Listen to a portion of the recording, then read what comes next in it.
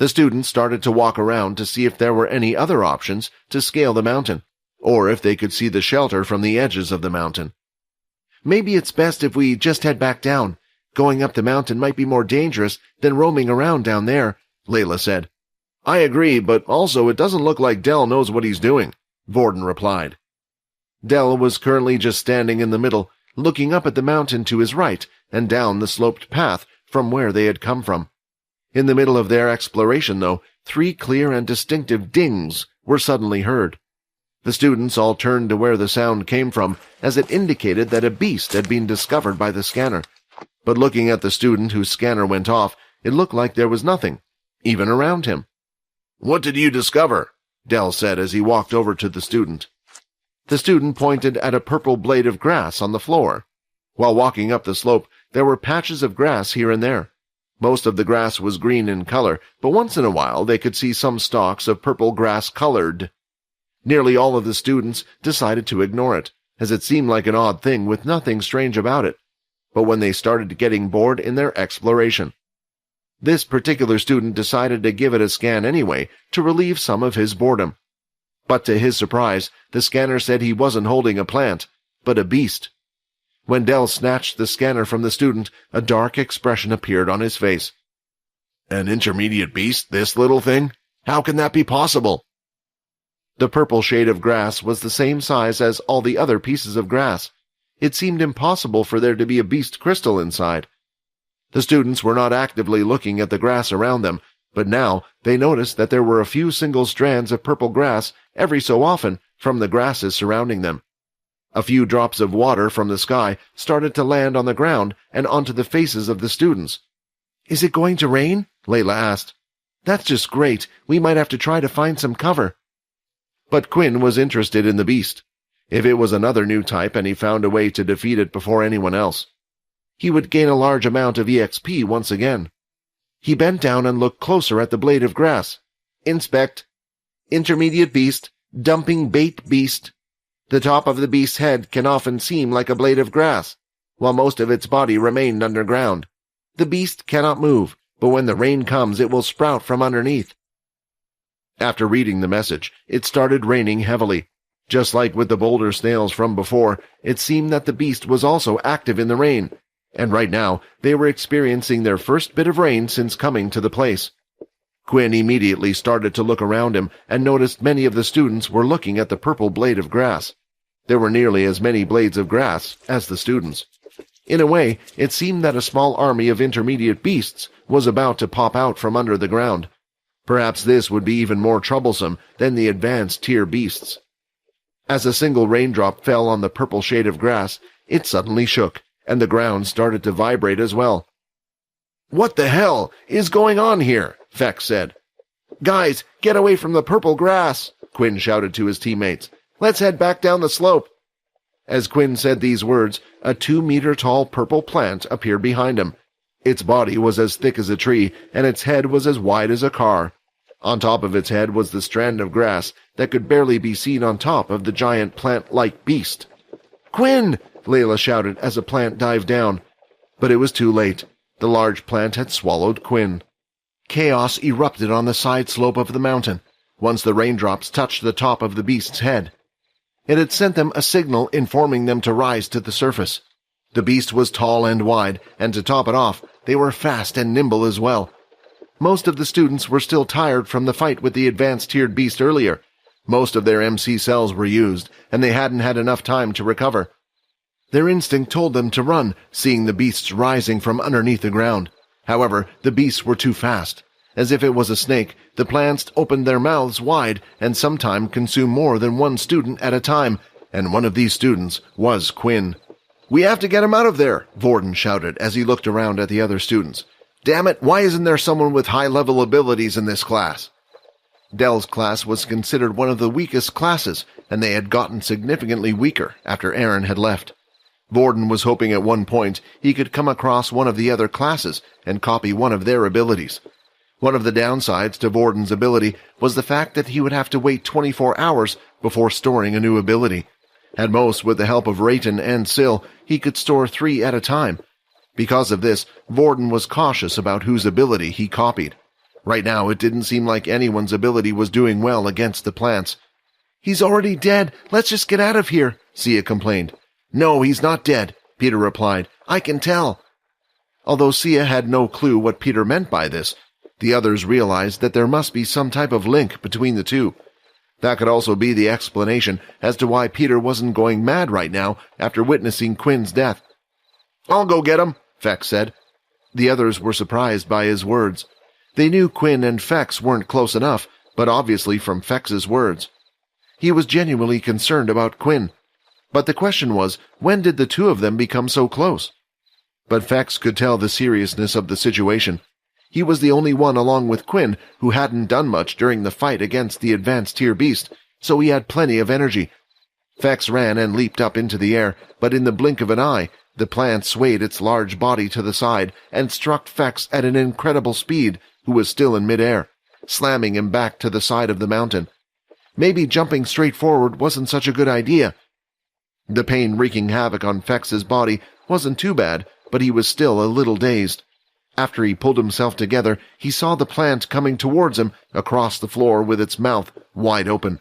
When he finally managed to get up, the plant was already coming for him, streaking across the floor with its mouth wide open, ready to devour him. There was no panic on Fex's face, just a slight smile. "Eat me then, you piece of—" Then he was gone, swallowed by the beast plant. It lifted its whole body and raised its head, making sure that whatever it managed to consume would go straight down. The others stayed there watching the plant for a few seconds, hoping that Fex had some sort of plan. There was a lot of popular news established by media centers about some miraculous escape after being swallowed by a beast. It was reported that those people killed their way out of the beast's body, but after watching for a while and seeing no result, the situation couldn't be more obvious. "Run!" Vorden shouted. "That's all we can do. If Peter says Quinn is safe, then we just have to believe him." Vorden, along with Layla, was the first to take their advice. Layla was a little behind Vorden, so she had a head start. Seeing this, Vorden decided he didn't have time to be picky about what abilities he had. If he touched Layla, then at least he would have something to protect himself while fighting. Thinking about this, he ran faster, straight for Layla. He then reached out and grabbed her hand.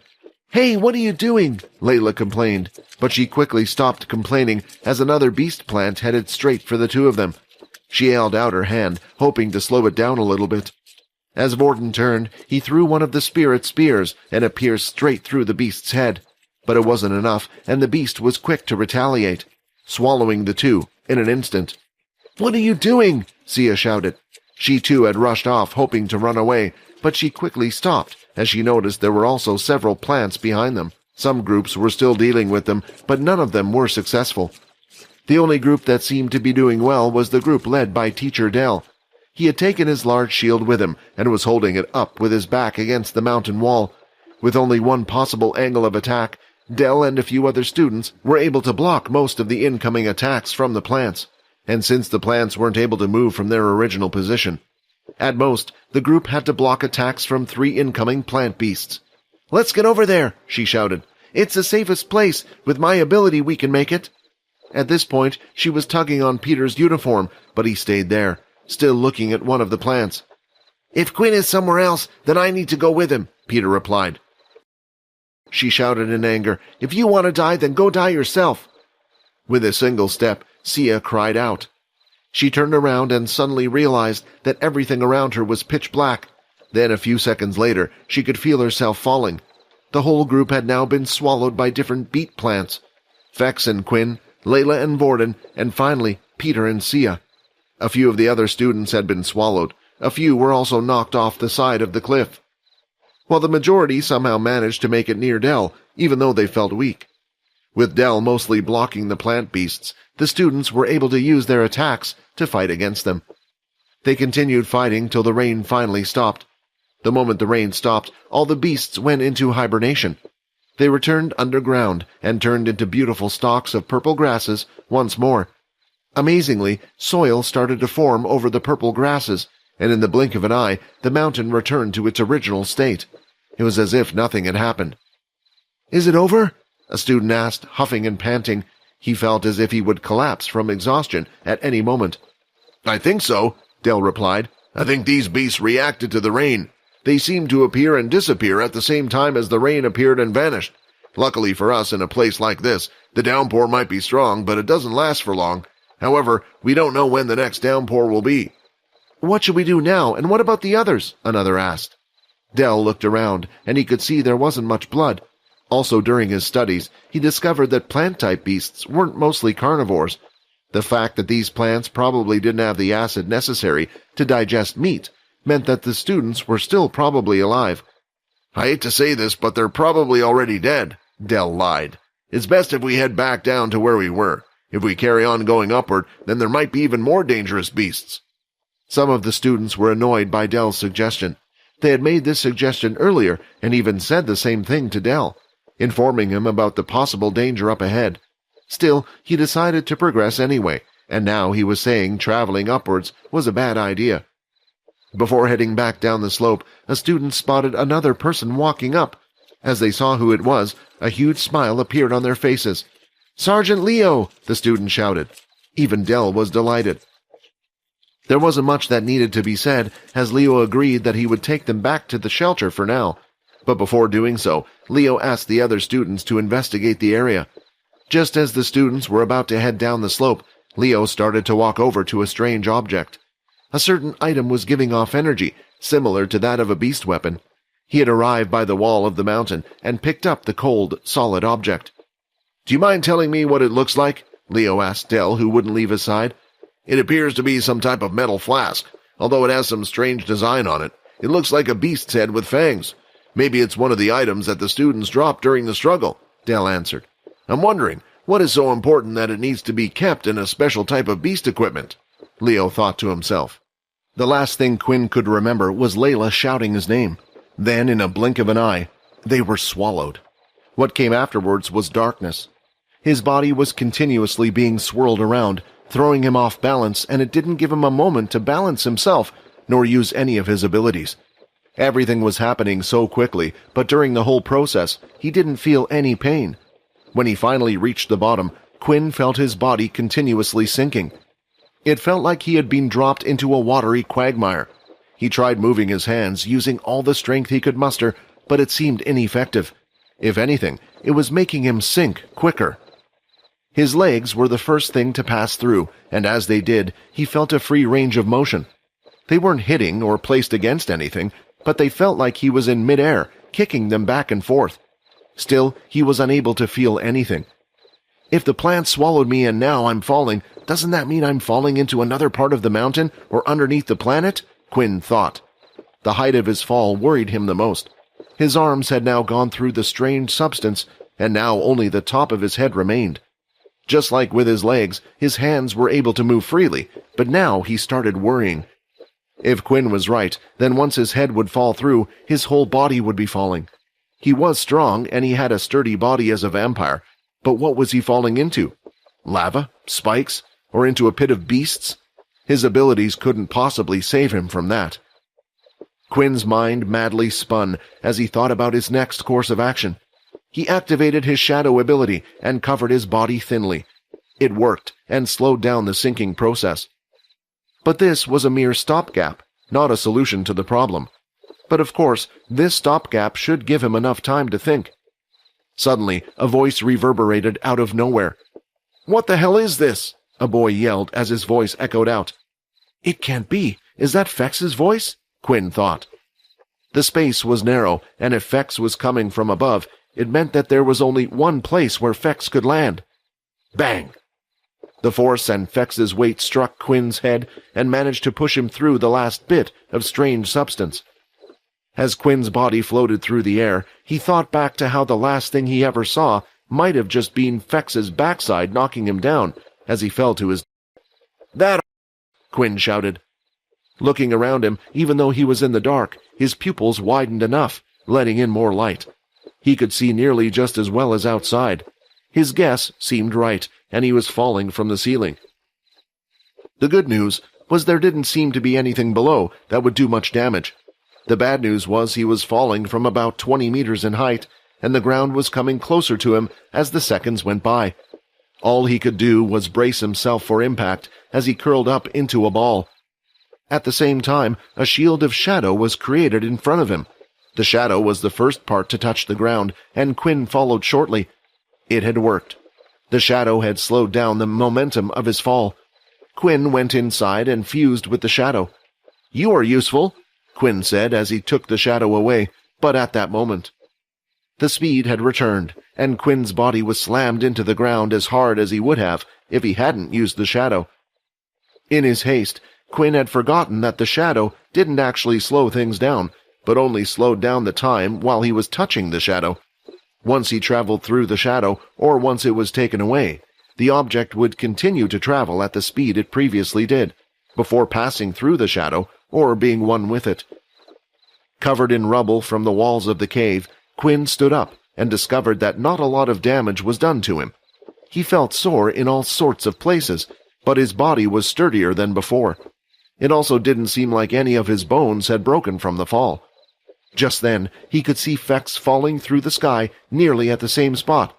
"Quinn, catch me!" Fex shouted, still remembering how Fex had shoved him down under here. Quinn chose not to help. If the fall didn't kill him, it wouldn't kill Fex.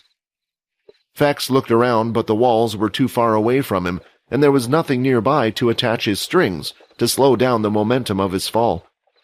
Stepping to the side at the last moment, Quinn allowed Fex to land headfirst into the same spot as him. Unlike Quinn, Fex immediately stood up after crashing, rubbing the back of his neck. "You could have at least caught me, man. What was that all about?" Fex continued to dust himself off, and then looked around the place they were currently in. They seemed to be in a large, empty cavern. Several large holes or tunnels seemed to lead to different paths. Looking above them, they saw the plant hanging from the ceiling that had swallowed them whole.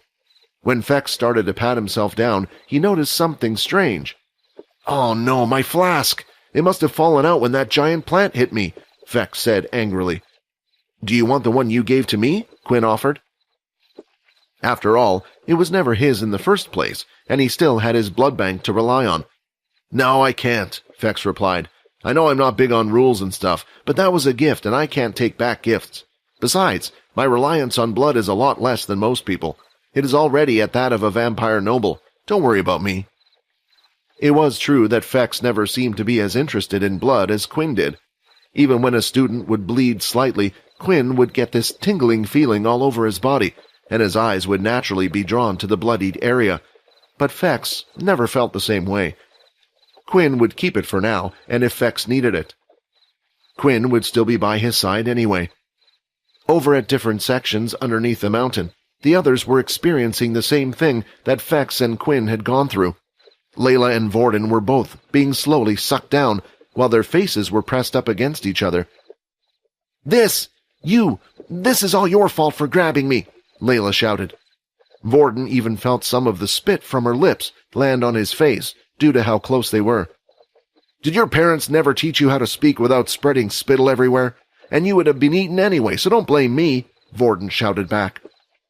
As the two fell from the plant into the large cave, Layla used her ability to slow her down from falling at a fast speed.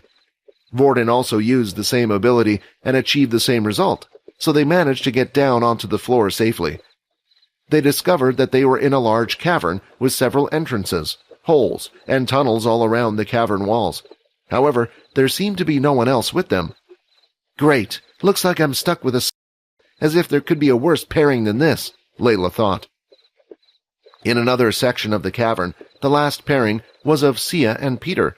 The two of them fell through the strange substance at the same time, and as they were falling through the air, Sia noticed that Peter's expression didn't have any trace of fear. Does he have a plan on how to land safely? If not, how could he be so calm? She felt like she had no choice but to grab him. A fall from this height could kill a student, and at best, it could still break a few bones. Sia didn't have any beast gear on her, and her ability would do nothing to slow the descent. Sia grabbed onto Peter's back tightly. As they got closer to the floor, she was waiting for him to reveal his ability. She still had no idea what it was. The group had asked Peter to keep it that way while in front of the teachers. Students, apart from those that knew Pio, wouldn't know, but teachers had files on every student. "No, it can't be," Sia thought, and a few seconds later, Peter crashed dead into the ground. Sia was hurt, but Peter managed to break most of her fall. But as she opened her eyes and looked at her comrade next to her, she could see that all of his limbs were mangled and broken. "What do we do now?" Layla asked. Vorden and Layla were now stuck together in the cavern. There were multiple paths around them, but no way to tell which ones led up or down.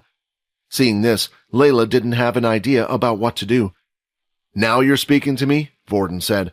"I thought it was my fault that the two of us are here, but when it comes to finding a way out, you come to me for help." Layla stomped her foot onto the ground and took a few steps away. She wanted to storm off and head down one of the paths randomly, but only after taking a few steps, her hands started shaking and her legs started shivering. The thought of seeing beasts, like the ones they had seen so far being down here, frightened her. When she was training at Pure, their main goal wasn't facing beasts, but humans. As an agent, her tasks and training dealt with infiltration, sabotage, and a plethora of other skills. Of course, no amount of training could prepare a child for the real thing. Since coming to this school, she had seen more than she would have liked, and it was starting to take a toll on her body and mind, more so now that her friend she would often comfort had gone. "Why are you still having a go at me?" Layla snapped. "I told you before, you're useless. You were useless before and even more now. At least back then you were Quinn's blood bank, but right now I can fill that role, so honestly, what use is there for you?" "Stop saying the same thing over and over again." Layla was at breaking point and had enough. She no longer wanted to take this type of abuse from Vorden. Without thinking clearly, she lifted a nearby rock and swung it towards Vorden. It was an unexpected attack from Layla, so Vorden was late in his reactions and managed to dodge the small fist-sized rock. The rock grazed his cheek slightly. It caused a surface cut, revealing a trickle of blood. However, the first attack didn't stop there. Layla kept swinging the rocks towards Vorden. As they were hurled towards him, Vorden did the same, repelling them away using the same ability, but also making sure not to throw attacks back. She continued forward, screaming at the top of her lungs. The sound echoed through the cavern. "Wow," Rayton said, laughing. "It looks like you finally broke her. I thought I was the cruel one. You know how to annoy someone when you want to. At least I just give them a beating, but this Vorden, this is just pure evil." Vorden knew Rayton was just trying to annoy him by being sarcastic. The problem was, it was working. Had Vorden gone too far? At this point, he had been trying to split Layla and Quinn apart. Still, without saying too much directly to Layla, it wasn't for him or Quinn. He was doing it for her. "What's that noise?" Syl said as he stood up from his usual crouched position. The screams from Layla seemed to be so loud that they even reached Syl, who would usually ignore most things. However, Vorden was too distracted deflecting the projectiles coming towards him to give Syl a reply. As Syl started walking over towards the chair, Rayton smiled and stepped to the side. "Now this will be good to see," he said.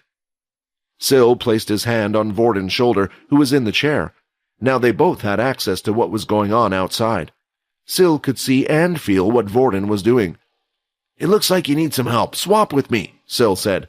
"Syl, I can handle it," Vorden replied carefully. "Swap with me," Syl said, his grip tightening on Vorden's shoulder. Knowing that he had no choice, Vorden reluctantly left the seat. Back outside, 4 stones were now being directed towards Vorden's body. So far he had been taking a step back, deflecting them as they came at him, but suddenly he stood there completely still. As he raised his hands, all of the stones stopped mid-air for a moment. Then, at the same time, the 4 stones were repelled away with even greater force. Layla could tell from the sound they had made when hitting the walls around him. "Why are you attacking me?" Syl asked. Layla had noticed the sudden change in Vorden's attitude. She had seen this happen a few times before. At the canteen, while they were fighting in the desert, and now again. Her sudden attacks stopped. "If you are trying to hurt me, then you are against me," Syl said as he lifted both hands and used incredible force to push Layla's body back. Right now, Syl was combining the MC points in Sia's level 4 ability along with Layla's level 2 ability. His telekinesis powers were that of a level 6. Layla couldn't stop the powerful attack. The next moment, she was flung against the wall. The back of her head swung back into a piece of rock, and her vision quickly went to black as she passed out on the floor. "The problem has been dealt with," Syl said with a smile. In another part of the cavern, 2 more students seemed to be stuck together, dealing with their problems. Sia was taken aback at the sight of Peter's legs all mangled. They were utterly broken, and it looked like part of the bone had splintered through parts of the skin. She turned her head away, unable to look at the sight any longer. "Stay here, I will go look for help," Sia said in a panic. "You know, if you didn't hold on to me, the fall wouldn't have been as bad," Peter replied in a calm voice. Sia found it strange. It seemed like Peter wasn't affected by this whole ordeal, but she couldn't bear to look at him. Instead, she started to look around the area to see if there was anything she could find. Just like the caverns, the others were stuck in. There were multiple holes and paths to choose from, not knowing which way was the out or would lead them to the surface. Sia walked up to the entrances, which were a little away from where they had landed. She wanted to see if she could hear anything coming from down the tunnels. Perhaps some would be filled by beasts, but the others had also been swallowed, and just maybe they weren't too far from them. She tilted her head, with her ear faced forward towards the entrance, seeing if she could hear the slightest sound. "I think we should go this way," a voice said, stood right behind her. Sia was startled, and out of instinct, she turned and threw her fist, hitting Peter right in the jaw, before taking a few steps to the side. It hadn't hurt Peter, but slightly moved his head to the side. A small mark could also be seen across his cheek. "Pio, but how? Your legs were all mangled just a few seconds ago." "Apologize now," Peter demanded. "What, for the punch?" Sia asked. "No way! How the hell is that my fault? You snuck up on me when I thought you couldn't move, in a dark and creepy cave with possible beasts. Anyone's reaction could have been the same." "Still, should you not apologize if you hit someone, or am I mistaken?" said Peter. "You're weird. Why did I get stuck with you? I think you should be a bit nicer to me. After all, if we run into anything down here, then we will be relying on my ability a lot more than yours." Sia still didn't know Peter's ability, but she had a guess. His watch indicated he was a level 4, and if he managed to recover from an injury like that, most likely his ability was a healing one or a regenerative one. The only thing she couldn't quite put her finger on was the healing speed. She had never met a healer or seen a regenerative ability that could allow someone to recover that fast. They would be at level 8 to do such a thing. Still, this meant it was clear his ability wasn't a combat one, while Sia's wasn't either. She was sure of her hand-to-hand combat skills over the frail Pio. As she took a step forward, hoping to head into the other side of the cave where the other entrances were, Peter suddenly blocked her path. Wasn't he at least 5 meters away? How did he get here so fast? She thought. "If you don't apologize to me, and you are going to have a problem, a serious problem." "Whatever," Sia said, as she tried to walk past Peter. At this moment, she felt something grasp around her throat. When she looked down, she could see a hand, and it was linked to Pio. "What are you doing?" Sia just managed to let out. Just then, footsteps could be heard coming from one of the tunnels.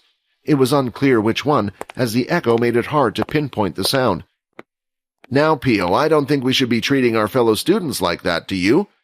the short boy said as he took a bite from one of his favorite sandwiches. As the short-haired boy entered the room, not only did Peter recognize him, but it seemed like Sia did too. For some reason, at the sight of the boy, Peter's grip around Sia's neck had loosened. At this moment, she took the opportunity and tried to knock Peter's hand away, using her full force, slamming it against Peter's forearm. But in doing so, she realized it had the same effect as moving a rock that weighed a ton. There seemed to be no effect or movement. "I think it will be best if you put her down, Pio. Annoying as she may be, it might cause us more problems in the future," Logan said as he took a final bite of his sandwich. That was the last one." At that moment, Logan didn't look like his regular self. Apart from his head that was on display, he had his full bodysuit on from the neck down. He had no idea what he would meet down there, hence he was always prepared for the worst. Still, Logan was quite popular around the school, even if he didn't know it himself. The few appearances he made on the last outing, and during the school's events every once in a while, had caught the attention of other students, including Sia. Although Sia was wondering about the connection between Logan and Pio, right now she just wanted to get away from Pio.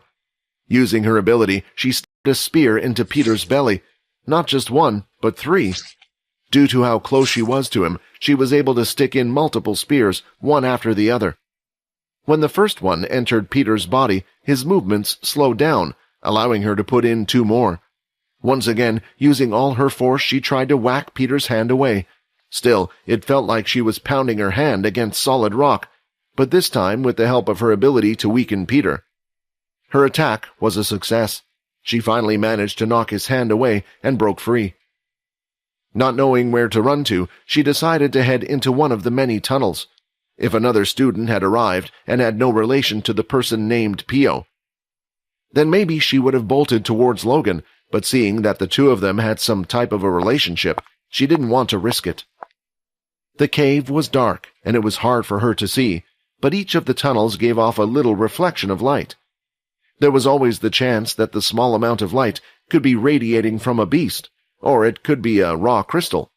Because of this, as Sia ran, she also had to be careful about her footing, not being able to see where or what she was taking steps into. It was a cave, and they were deep underground. With the floors being uneven and traveling in the dark, Sia was being naturally cautious. "This is a pain. I wish I bought some type of light with me or something," Sia complained. The group did have emergency equipment and rations, such as torches and so on, but they were all with Peter. Taking another step forward, her foot seemed to be lodged between something. She quickly managed to pull it, but it had greatly slowed her down. "This is such a pain in the arse. Whatever I have to deal with, he will too," Sia thought. "Why did you run?" Logan said. 3, 2, 1. As Logan finished counting down, Peter was already in front of Sia. Somehow the difficult pathway that she had taken was easily navigated by him. There was no torch in his hand, no light source. So how did Peter manage to catch up with her so fast? Peter decided to wait until the spirit spears had disappeared before chasing Sia. Not only that, but just like Quinn, Peter also had the advantage of seeing in the dark. For him, it was as if the cave was lit up, so he had no problem deciding on the quickest path to take. When he found her, he heard Logan shouting, "Pio!" When Peter turned around, he could see Logan holding his hand out, but there was a round and strange bright green light getting larger with every second on his hand. It was Logan's hand blaster, and Peter had seen what it could do before when it was fired against Fex. Someone stronger than both, him and Quinn. Perhaps even his regeneration abilities wouldn't be able to keep up with this. "You stop running, will you?" Logan complained while looking at Sia. While the blaster was held against Peter, he decided to let the thing go. He wasn't stupid and could always find a way to get Sia later. "What are you doing down here?" Peter asked. At this point, Sia was unsure of what to do. The entrance to another tunnel wasn't too far away, but it seemed like Logan was able to control Peter just like Quinn. She still didn't understand how Peter managed to catch up to her so fast, so her only option was to stay by Logan's side. She scuttled along until she was behind Logan. Logan then tapped something on the side of his suit, which brightened up the area around him with green lights. The pieces on Logan's equipment were illuminating a small 5-meter radius around them. "I adjusted the scanner the school gave us to increase its radius. I had to power it with my beast crystals. I don't get any points for doing that, but to me, it was well worth it," said Logan. "That's when I discovered that there seemed to be a strange tunnel underground, but they didn't quite look natural, so I decided to investigate. I never thought anyone else would be down here, so it was a nice surprise to see you." "Do you know the way out?" Sia asked. Realizing from what Logan said, he should have a wide area mapped out using his scanner. "No," Logan replied. Although this was a lie. He knew they would ask to lead him out of here, but Logan had discovered something on his scanner that he had to check out before leaving. Somewhere inside the large cave, Fex and Quinn had decided to walk down one of the tunnels. While inside the tunnel, the connection between Peter seemed to be lost. It had happened ever since he went underground. Quinn thought that it might have something to do with the distance between the two at the moment, as he didn't know that Peter and the others were underground as well.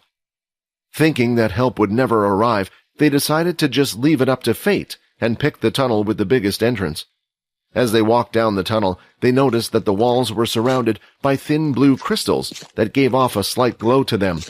Not enough to light up the whole area, but one could follow the small light source quite easily. "What are these?" Quinn asked, looking at the small crystals. They resemble something similar to beast crystals, but Quinn thought the only way to obtain beast crystals was by beast. "I don't know," Fex replied. "I was going to ask you the same thing." But curiosity had gotten the better of him, and Quinn decided to place his hand on top of the crystal. At first, he was planning to use his inspection skill, but there was no need, since the system had automatically given him a message. "Basic tier crystal. Would you like to store it in your system?" The shock from the message was quite immense. At school, they had been taught that the beast crystals could only be obtained from beasts. This was why the human race had been sending hunting parties to slay the beasts, even though there was a chance of death. Some crystals could be used to create powerful weapons, even more powerful than their modern equipment. But right here, crystals were hanging freely on the wall around him, and it wasn't just one crystal. There seemed to be hundreds of crystals through the tunnel they had just walked.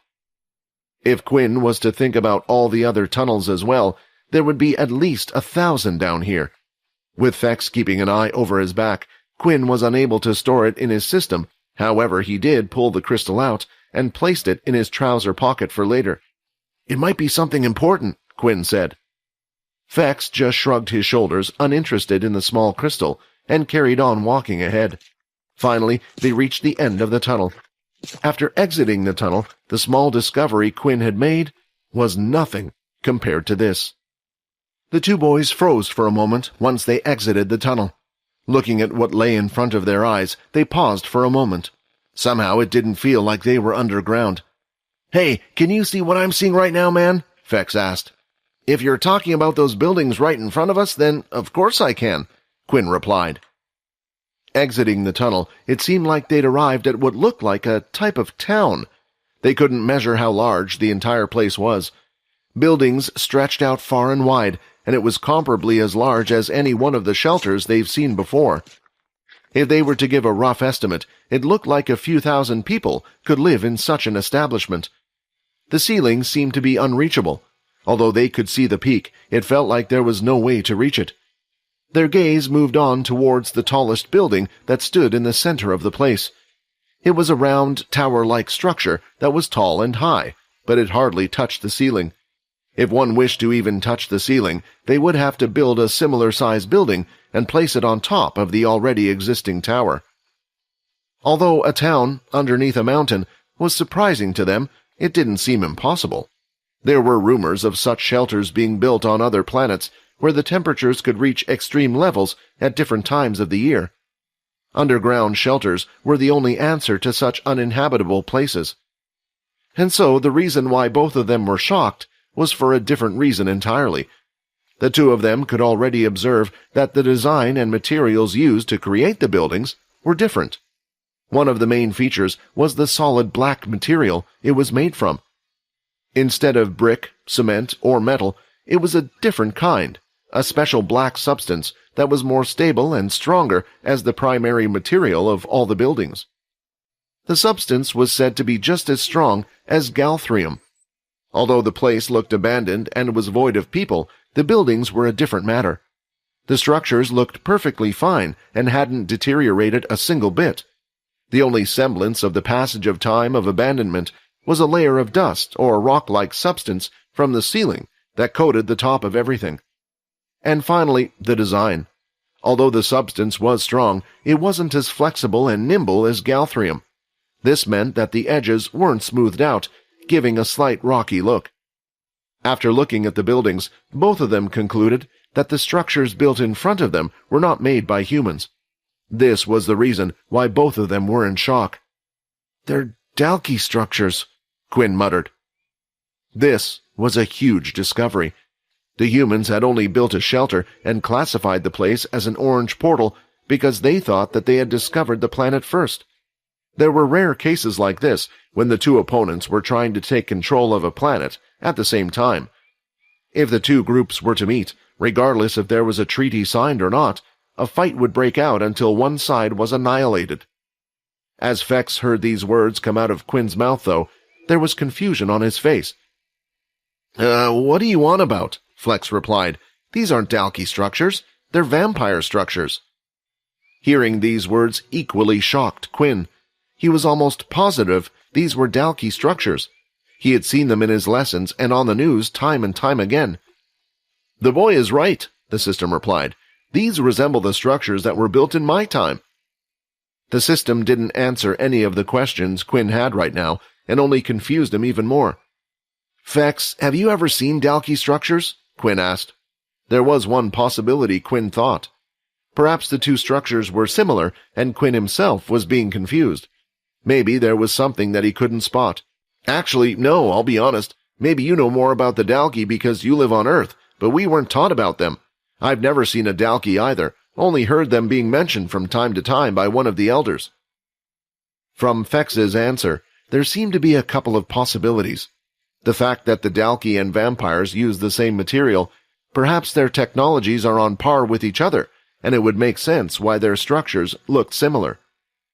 The strange black substance that humans were never able to figure out how to use properly, so they stuck using galthrium over it. The other possibility was somehow the Dalkey and vampires were linked together, but this seemed even more far-fetched, especially since Fex didn't even really know what a Dalkey was. "Well, do you know why the vampire and Dalkey structures look so similar?" Quinn asked, hoping to find an answer. "Also, if it is a vampire structure, why did they build one here underground?" "They do? Well, that's strange. To be honest, I'm not the best person to ask. When it comes to vampires, I'm young. I'm sure the elders or others will know the answer to your question, or maybe even a better student. I never paid attention in class," Fex said, laughing nervously. "For your second question, I don't know either. It looks like this place has been here for a while. Maybe it was one of the planets the vampires used before, moving to another. It would make sense why it was built underground in the first place as well." "What about you, system? Did the Dalkey exist during your time?" Quinn asked in his head. "The Dalkey did not exist while I was still active," the system replied.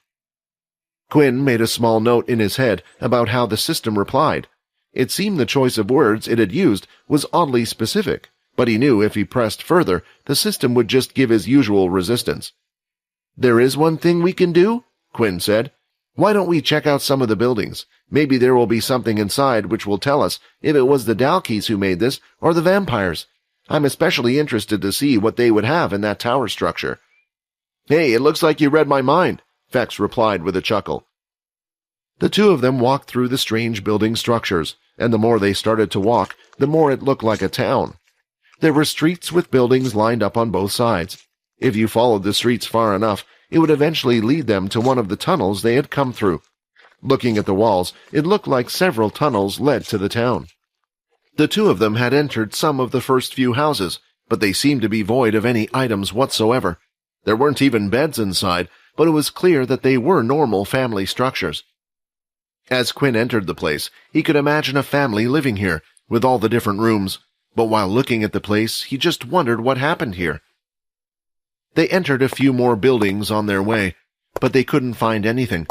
Eventually, they decided to no longer enter the small buildings, as it seemed to be a waste of time. If they were going to find anything, it would be in the tower structure near the middle. For the first time, as they got closer to the tower, it looked like some of the buildings had been destroyed, as if they had taken part in a battle. The top had crumbled to the ground, and some structures no longer existed. Seeing this worried Fex a little. He knew how tough the material was, and if something was able to destroy that, they needed to have some level of strength. They continued to walk down the street. They still had some distance to cover, but the tower could be seen directly in front of them. Just then, they heard a sound of growling from the sides. "Where is that sound coming from?" Quinn said. They could both hear the growling clearly, but it seemed like there were several of them, and if he was right, they were currently surrounded. "I guess it's time to call on some extra help." Fex touched his ear and pulled on his dangling earring. Suddenly, in the palm of his hand, the earring started to glow until eventually it started to change its shape, forming what looked like a cross between a bull and a bat. "Ham here at your service," the bull said excitedly as it flew in a circle. It had been a while since Fex had last used Ham, and he was starting to miss his little companion. Anybody could see Ham. He didn't have any special skills that allowed him to turn invisible or hide his presence, but he was able to transform. If the students saw a flying, bull-like creature, it would have immediately caused alarm bells to ring, and there would be a hunt for a beast inside of school. This was why Fex had also kept him hidden as an earring, but right now they were underground. It was unlikely any other students would be down here, and even if they were, it wouldn't be so strange to see a beast flying around on a beast planet. All Fex would have to do was pretend he didn't know his companion, and later meet up with him again. Finally, I get to spread my wings about, Ham cheered. Quinn had so many questions he wanted to ask Fex right now. He was curious about the little beast, and wondered if it had been with Fex the whole time, what it could do, and if every vampire was able to get some type of companion. The problem was, Quinn was unable to tell what was the norm with vampires and what wasn't. He could ask the system, but it wasn't the right time.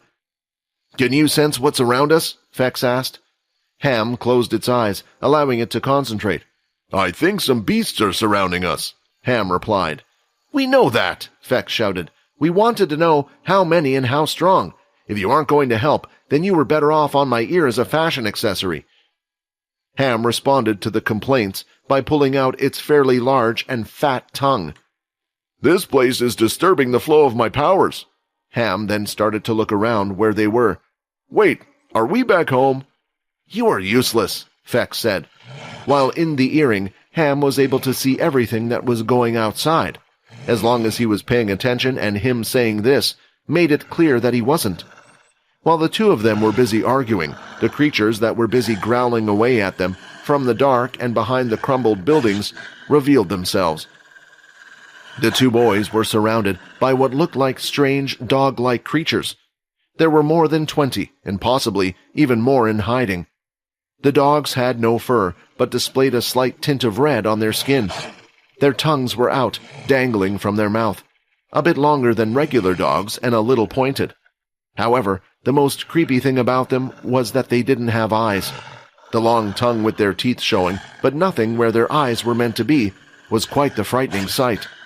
"Inspect." Although Ham was unable to give them the information they wanted, the same couldn't be said for Quinn. "Basic tier beast, furry hound. A beast who is blind but has sensitive hearing. It can locate its enemy's position even with the quietest of footsteps. It will often use its long tongue for attacks. The tongue is stronger than most." Seeing this information put a smile on Quinn's face. If it was an intermediate tier beast or higher, Quinn didn't know what to do. Now he only had one thought on its mind. It's grinding time. Now unafraid of the beasts, Quinn wanted to get a kill before Fex, just in case no one had the beast before. Immediately, Quinn lifted his leg, ready to perform the crescent roundhouse blood kick. "Wait, Quinn! We don't know how strong they are yet. It might be best if we just run," Fex shouted out, but it was too late. Quinn had finished his motion, and the attack had already left his leg. The distance between him and the beast wasn't great, but Quinn chose to use the blood kick to try to finish the beast in one strike. Hearing the attack through the air, the dog prepared to jump away, but it was too slow, and as it turned, its body was sliced in half. 10 EXP gained. First time killing beast, furry hound, 100 bonus EXP gained. 2640 of 3200 XP. Quinn had received the bonus points for killing a new creature, but he did not obtain any more bonus points. It was expected, since the beast was in some type of establishment. They likely had contact with something else that had before. Thinking about this, he felt lucky that he even got the first bonus on the rock beast above ground. Seeing how easy Quinn dealt with the beast, Fex decided to step it up a gear as well. "Ham, above!" Fex shouted, and immediately Ham flew up in the sky. Fex then leapt in the air and attached one of his strings to the ring around Ham's nose. As Ham rose into the air, so did Fex, and now he could see the hounds in the area below. "Have you gained some weight? You haven't just been pigging out, have you?" Ham complained as he struggled to lift the young master. "Shut up, you've just gotten weaker." From above, Fex was easily able to see his targets. As he detached himself and started swirling down, he precisely knew where to throw out his pieces of string. Hard-earn. As the strings fell, power surging through him left his body and was inserted into the strings, now making them just as hard and sharp as a sword. When Fex landed, the strings went down with him, slicing the hounds to pieces. 5 of the hounds were in an instant. Quinn continued to battle it out with the hounds. While doing so, he was cautious about using his blood abilities. They were underground, and there was no telling when they would get out of here. He didn't want a similar situation happening like last time. So instead, Quinn stuck to the basics, attacking with both the basic vampire and human martial arts. His stats that entered into strength and his immediate tier equipment was enough to allow him to easily deal with the beasts. One of the dogs swung its head out, wrapping its tongue around Quinn's gauntlet. It tried to pull using its strength, but when Quinn didn't move an inch, the dog looked slightly confused. Then he pulled his arm with all his might, and the dog's tongue was completely dislodged from its mouth. The sight looked cruel, but they had been the first to attack. Finally, all the hounds in the area were defeated. Fex had defeated 15 of them, while Quinn had 8. There seemed to be more, but after seeing many of their kind defeated, they quickly rushed off. Comparing the two numbers, Quinn could tell that he still wasn't quite at Fex level, but with improvements in his shadow ability and others, he could tell he wasn't far off. 2720 of 3200 EXP. After defeating the dogs, Quinn decided to collect the crystals. Fex didn't look too bothered. Basic tier crystals weren't worth his time, but Quinn still thought they might come in handy in creating a weapon from the system. "Boss, you're not planning to head to that tower, are you?" Ham said as it flew up in the air. With its little hoof, it started to rub its nose. Pulling Fex up using the ring had gotten his nose a little sore. "Yeah, we wanted to find out a few things. Maybe a map or something is telling us the way out of here. Why, what's wrong?" Fex said. "I think there might be danger there," Ham replied. "I thought you said you can't sense anything down here," Fex asked, annoyed. "I can't, but something in my gut is telling me." While Ham and Fex were busy talking, a notification screen appeared directly in front of Quinn. 5 EXP shared. It was a message that he had never received before, and he found it strange that it came up while he had done nothing. Reading the message carefully made Quinn think back to what the system had mentioned. Quinn would gain EXP as long as Peter had killed something and was nearby. Without thinking about it, Peter and Sia followed Logan around while they were inside the cavern. It felt normal to be led by him. Sia didn't know why. Maybe it was the tone of his voice that shined with confidence, or perhaps because he was the only light source that she could depend on. In a way, he was her savior in more ways than the one while down here. She also still had the fear that if she left Logan's side, Pio might lash out at her any second now. She hadn't done much, but there had been several instances where she had angered him. At first, she didn't think it would be a big deal. Even though her ability was a support type, she was able to handle her own, many times against those around a similar level to her, but something about Pio frightened her. With all this going on, she is now even too afraid to ask for the torches that were placed in Pio's bag. She thought once he brought them out for himself, she could ask, but he never did. Logan continued to walk confidently, leading the way. He knew exactly where he wanted to go, as he picked one of the tunnels without checking the others. When the scanner stopped working while he was coming down here, he used his trusty memory. Hence, he is familiar with his destination now. It wasn't a hard decision for him anyway. All the tunnels on one side would lead to other rooms like this one, while all the other tunnels lead to the same place. He wore the suit, and he had even had it protecting his head while walking through the tunnel. While traveling, their group also discovered the same type of blue crystals embedded into the wall. Naturally, Logan decided to take one for research, but he already had an idea of what it was just by looking at it. Peter didn't care for it, and Sia, although interested, had a lot more concerns on her mind right now. After exiting the tunnel, they too could see the magnificent sight of the strange town, and although it came as a surprise to the other two, Logan had already expected this.